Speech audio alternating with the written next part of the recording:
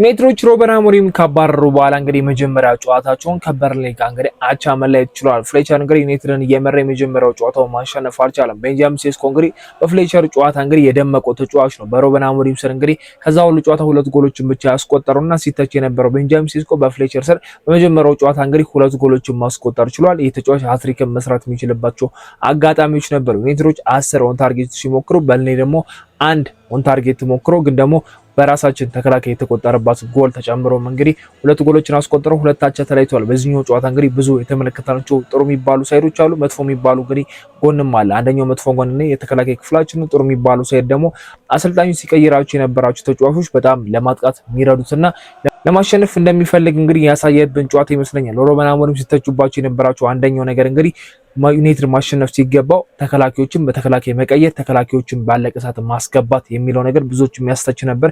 ፍሌቸር ግን ያን ነገር አላረገም። ሞር የማጥቃት ሂደት ያላቸውን ተጫዋቾች ሲያስገባን የተመለከትነውና ባለቀ ሰዓትም እንግዲህ ሶስተኛ ጎል እናስቆጠርበት የምንችለውን ኳስ እንግዲህ አንግል መልሶብናል። ስለ ጨዋታውና ስለ ፍሌቸር ቅያሬዎች የተወሰነ ነገር እናንሳ። ዩናይትድ ቶፕ 4 እንግዲህ አሁንም ቢሆን እምቢ ብሎታል። ስለዚህ ጉዳይና ስለዚህ ቻናል ግን አዲስ ከሆኑ ሰብስክራይብ ማድረግ እንዳይረሳ። ወደ ቪዲዮ እንሂድ።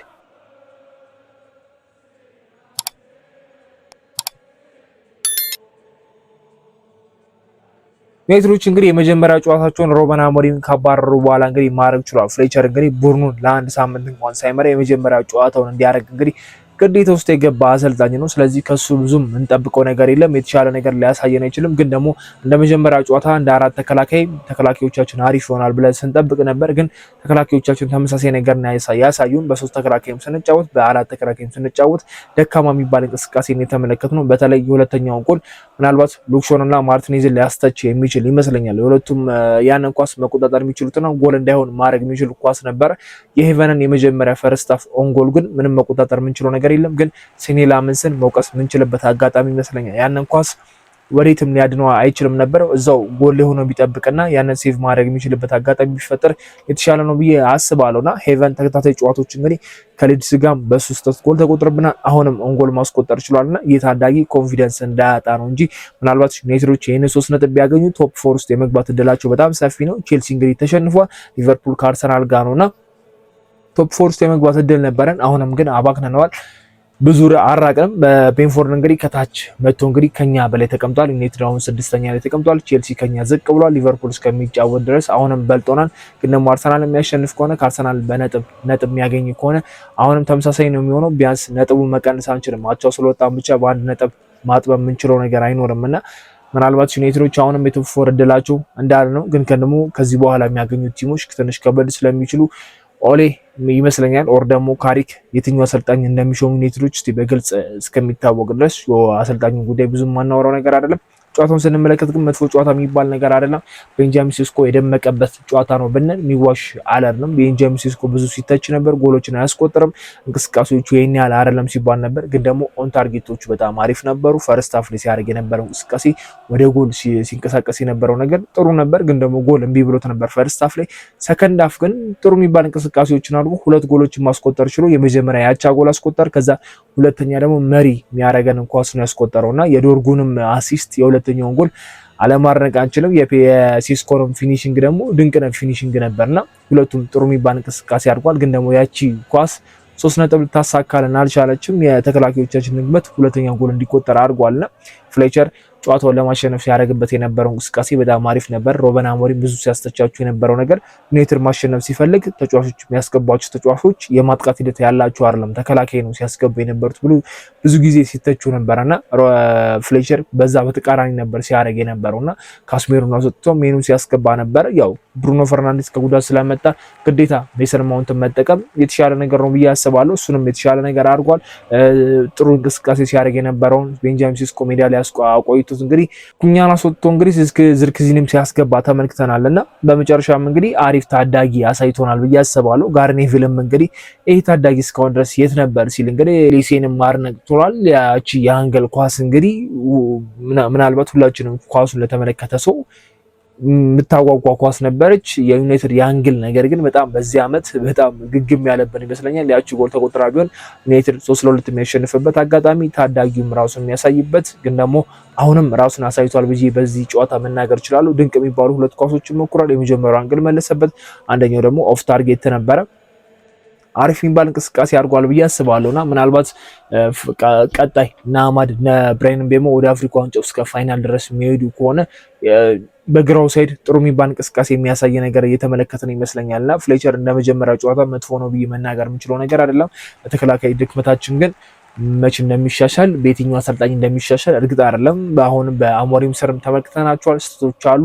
በእያንዳንዱ ጨዋታ አንድ ተጫዋች ይሳሳታል ወይ ደግሞ በቀላሉ ጎል ይቆጠርብናል። አሁንም በፍሌቸር ተመልክተናል። ቀጣይ ኦሌም ወይክ ደግሞ ካሪክ ሲመጡ እንደዚህ አይነት ነገሮች የምንመለከት ከሆነ ከበድ የሚል ይመስለኛልና የተከላካይ ድክመታችን እንዳለ ነው። ብሩኖ ፈርናንዴዝ አሁንም ቢሆን ከጉዳት ተመልሶ አሲስት ማድረግ ይችላል። በፕሪሚየር ሊጉ እንግዲህ ከፍተኛ ቻንስ ክሬት ያደረገውና አሲስት ያደረገው ተጫዋች አሁንም ብሩኖ ፈርናንዴዝ ነውና በ10 ቁጥር ተጫውቶ እንግዲህ አሁን ላይ አሲስት ማድረግ ይችላል። ከረጅም ጊዜ በኋላ ነው እንግዲህ በ10 ቁጥር ቦታ ብሩኖ ፈርናንዴዝን የተመለከትነው። ሩበን አሞሪም ለራሳቸው ሲስተም እንዲመቻቸው አድርገውት ከዲፌንሲቭ ሚድፊልደር አጠገብ አድርጎ 8 ቁጥር አድርጎ ሲያጫውቱ ተመልክተናል። ብዙ ትችቶችም ሲያስተናግዱ አይተናልና ዛሬ ጥሩ የሚባል እንቅስቃሴ አድርጓል። ምናልባት ጉዳት ባይኖርበት ፍሌቸር 90 ደቂቃ የሚያስጨርሰው ተጫዋች ነበር ብዬ መናገር እችላለሁ። ግን ደግሞ ሪስክም ላለመውሰድ በጋዜጣዊ መግለጫው እንግዲህ እንደተናገረው የሁለቱም ተጫዋቾች የሜሰን ማውንትና የብሩኖ ፈርናንዴዝን ደቂቃ መመጠን አለብን በሚለው አስተያየትም እንግዲህ የተጫዋቾቹን ደቂቃ መጥኗል ብዬ አስባለሁ። በርንሌ አይኖ 19ኛ ያለ ቲም ነው፣ መጥፎ ቲም ነው። ለዩናይትድ ጥሩ የሚባል አይደለም። ይሄ አንድ ነጥብ ማግኘት ግን ደግሞ አሰልጣኝ እንደቀየረ መጥፎ የሚባል ታይም ላይ እንደነበረን አሁን ካሳለፍነው 6 የፕሪሚየር ሊግ ጨዋታዎች እንግዲህ አንድ ብቻ ኒውካስትልን ነው ማሸነፍ የቻልነውና ከዚህ ሪካርድ አንጻር እንግዲህ ዩናይትዶች አንድ ነጥብ መውሰድ እና ጥሩ መጫወት በሳድ የተሻለ ነገር ነው። አሁንም ቢሆን ቶፕ 4 እኛን እየጠበቀ ይመስላል።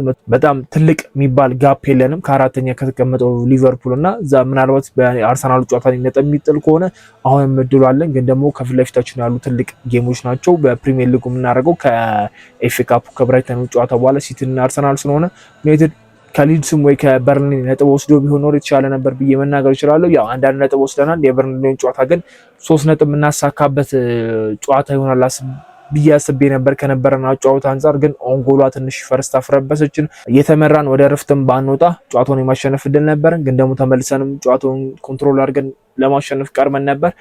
ተከላካይ አሁንም የምናነሳው ጉዳይ ነው። ፍሌቸር ግን መጥፎ የሚባል ነገር አላሳየንም። ለሱ ምናልባት መጥፎ ሊሆን ይችላል። በመጀመሪያ በዩናይትድ ጨዋታ አቻ መውጣት ማሸነፍ ሊፈልግ ይችላል። የተከላካይ ድክመታችንን የተመለከትንበት ነውና የቤንጃሚን ሴስኮ ነገር ግን ማድነቅ ግዴታችን ይመስለኛል። ቤንጃሚን ሴስኮ መነቃቃቱ ብራይን ምቤሞ ሲመለሱ የማጥቃት አሪፍ ሂደት ያላቸው ጎል የሚያስቆጥሩልን አጥቂዎች ሲመለሱ ከአጥቂው ከ9 ቁጥር አጥቂ ጋር እምቢ ካለው አጥቂ ጋር እንግዲህ ሲደመር ብዙ ጎሎችን ማስቆጠር እንችላለን። በርንሌዎችንም አለማድነቅ አንችልም። እንግዲህ የኩኛን ኳስ ያወጡበት መንገድ የዶርጉንም ቺፕ ያወጡበት መንገድ የሚደነቅ ነው። ኦልሞስት ጎል የሚሆኑ ኳሶች ነበሩ። ሁለቱም በረኛው ሊመልሳቸው ማይችሉ ግን ደግሞ ተከላካዮቻቸው ሁለቱንም ኳስ ሴቭ አድርገውታልና እነዚህ ኳሶች ምናልባት ዩናይትድን ዋጋ ያስከፈሉ ብዬ መናገር የምችላቸው ናቸው። በተለይ ደግሞ ከሰከንድ ሃፍ ላይ ሴስኮ አትሪክ ሊሰራበት የሚችልበት አጋጣሚ አንድ ኳስ ነበረች በግራው የመታትና በረኛው የያዛት ያቺ ኳስም ጎል የምትሆን ነበር ብዬ ምን ማሰባት ኳስ ነበረች፣ ግን ጎል አልሆነችም። ዩናይትድ ነጥብ ጥሏል። መጥፎ የሚባል አይደለም። የብራይተኑን የኤፍኤ ካፕ ጨዋታ ተመልክተን ደግሞ እስቲ በደንብ የምናወራበት ይሆናል። የኤፍኤ ካፕ ጨዋታ ግን ነጥብ መጣል መሸነፍ ምናልባት መጥፎ ይሆናል ብዬ አስባለሁ። ያው የአንድ ዙር ጨዋታ ስለሆነ ዩናይትድ በዛ ጨዋታ ከተሸነፈ ኤፍኤ ካፕ መውደቅ ነው፣ ቀጥታ ነው የሚወድቀውና ምናልባት ፍሌቸር ያንን ጨዋታ ማሸነፍ ግዴታ ነው። በብራይተን ከሲቲ ጋር ነጥብ ተጋርቶ ነው የወጣው። አሪፍ ተጋጣሚ ነው። በፍሌቸር በዛ ጨዋታ ምን ሊያሳየን ይችላል እሁድ ላይ የምንመለከተው ነው የሚሆነው። ከምን ጎደል መጥፎ የሚባል ጨዋታ አልተመለከትንም። ግን ያው 3 ነጥብ ግዴታ ብናገኝ ጥሩ ነበረ። ግን ደግሞ እንደ አዲስ አሰልጣኙን እንዳባረረ ቲም መጥፎ የሚባል ታይም ላይ እንዳለ ቲም ከበርንሌ ጋር አቻ መውጣት እና 1 ነጥብ መጋራት ጥሩ መጮት መጥፎ የሚባል አይደለም። ያው ዩናይትዶች አሁን ላይ እያሳሰባቸው የሚገኘው እንግዲህ የትኛውን አሰልጣኝ ለ6 ወራት እንሹ የሚለው ነገር ነው። ኦሌ ወይስ ካሪክ? ሁለቱ ንግግሮች ያደርጋሉ ተብሎ እየተጠበቀ ነው። ኦሌ ኦልሬዲ ንግግር አድርጓል። ካሪክን ነው እየጠበቀ ያሉት። ከሁለቱ ሲሾም ደግሞ ምን አይነት አጨዋወቶችን እንመለከት እንችላለን የሚለው ነገር ያሳስባል። ያው ቶፕ 4 እንዳያመልጠን አሁን ከቤንፎርድ ከኋላችን መቶ እንግዲህ ቀርሞናል። ሌሎች ቲሞችም እየመጡ መቅደማቸው የማይቀር ነገር ስለሆነ ዩናይትድ ይህንን እድል ማሳለፍ የለበትም። ኦሌ እንግዲህ ይሆናል ብዬ ተስፋ አደርጋለሁ። ከካሪክ ይልቅ የምናውቀው ሊጉን የሚያውቀው ያሰለጠንና አሰልጣኝ ይሆናል ብዬ ተስፋ አደርጋለሁ። ስለ ፍሌቸር ያላችሁን አስተያየት ኮመንት ላይ አስቀምጡልኝ። ስለ ቤንጃሚን ሴስኮ፣ ስለ በርንሌ ጨዋታ ምን አይነት ነገር ታዘባችሁ? ይሄን ያህል መጥፎ የሚባል ጨዋታ አይደለም። ብዙ የምናብራራው ነገር አይደለም። የመጀመሪያም ጨዋታ ስለሆነ እንደ መጥፎም ስለማናየው ይሄንን ጨዋታ ለፍሌቸር እንደ መጀመሪያ ጨዋታ ጥሩ ነገር አሳይቶናል ብለን የምናልፈው ጨዋታ ነው የሚሆነው። የአሰልጣኙን ነገር ከተመለከትን በኋላ እንግዲህ ከዚህ በኋላ ላይ ሞራ ትኩረት የምንሰጣቸው ካሪክ ወይ ደግሞ ኦሌ ሚዙ ቲም ላይ ስለሆነ የፍሌቸርን ቲም እንለፈውና የብራይተንን ጨዋታ ላይ ፎከስ እና የዝውውር ጉዳዮች ከተሰሙ ምናልባት ተጫዋቾች ከአሰልጣኞች አልፎ ተጫዋቾች ላይ ከሰማን ሼር ማድረጋችሁ ነው የሚሆነው። ለዚህ ቻናል ግን አዲስ ከሆኑ ሰብስክራይብ ማድረግ እንዳይረሳ። በሚቀጥለው ቪዲዮ እስከምንገናኝ መቻችሁ ቻው።